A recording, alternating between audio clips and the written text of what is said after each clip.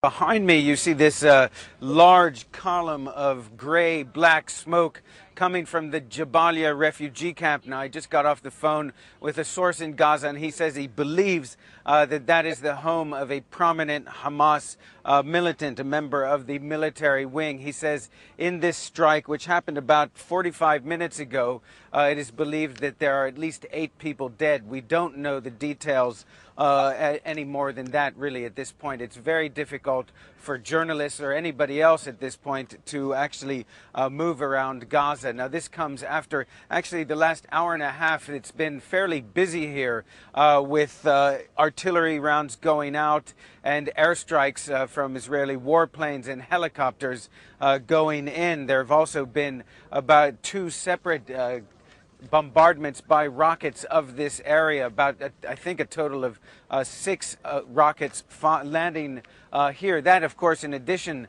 to that rocket that hit the Israeli town of Gadara, 45 kilometers to the northeast of Gaza. That is the farthest any rocket has reached so far, and according to the Israeli police, a 3-month-old baby was lightly wounded in that strike. And what we're seeing here is that despite 3 days of ground offensive, 11 days of punishing air bombardments, the rocket squads are still functioning. Max?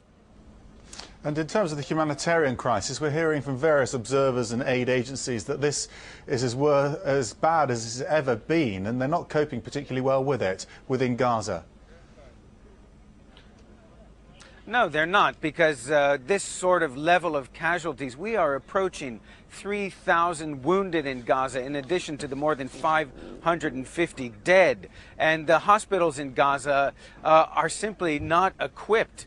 They don't have the medicine, the basic medicine. Their machinery simply is not able to function with this level of wounded. In fact, they're all running on generators that have been going around the clock all week, now 11 days, and so they're obviously starting to break down. Now, this despite the fact that the hospitals in Gaza have a lot of experience with them. In fact, I've been a patient in one of those hospitals, and I can tell you, despite the difficulty of the situation inside Gaza, they're actually quite good at treating the wounded in these situations, but in many cases, it's just too much, and we know that it's very hard for ambulances to get around the Gaza Strip with the ground offensive ongoing. We're hearing that many patients have, in fact, died on the road because they simply could not get to the hospitals.